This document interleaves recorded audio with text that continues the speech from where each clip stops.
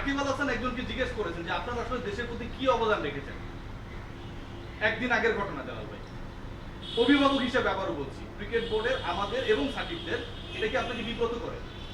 না, নিশ্চয়ই। দেখেন, ক্রিকেটে সাকিবের অবদান আপনারাও ভালো করে জানেন। সাকিবের অবদানের প্রশ্ন আসছে না, আমাদের প্রবাসীদের অবদানের প্রশ্ন না, আসছে। প্রবাসীদের সাকিবের দেখেন, অবদান- আমি কিন্তু ভিডিওটা দেখি নাই, এই জন্য আমার কমেন্ট করা ঠিক হবে না।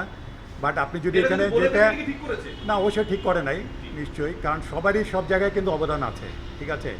এবং কেউ সাকিবের অবদান নিয়ে কিন্তু প্রশ্ন করা উচিত ছিল না।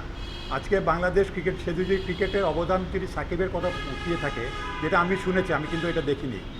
তো আমরা সবাই জানি সাকিবের অবদান কী।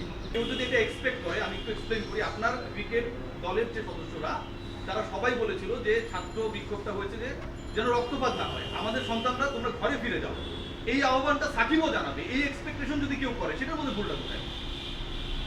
দেখেন, এটা সাকিব ব্যক্তিগত ব্যাপার। সাকিব কি বলেছে সেখানে আমি ঠিক বলতে পারবো না। সাকিব, যেটা আমি যতটুকু জেনেছি যে সাকিবকে অবদানের কথা বলা হয়েছে, বা ক্রিকেটের অবদান, আমি যদি অবদানের কথা, তাহলে আমি কোন অবদান এখানে বোঝাতে চেয়েছি আমি জানি না। পুরো গ্লোবাল টি-টোয়েন্টিটা উনি খেলবেন 13 তারিখ বা 14 তারিখে আসার কথা। তো টেস্টে কি অ্যাভেলেবল আছেন কি? He is available.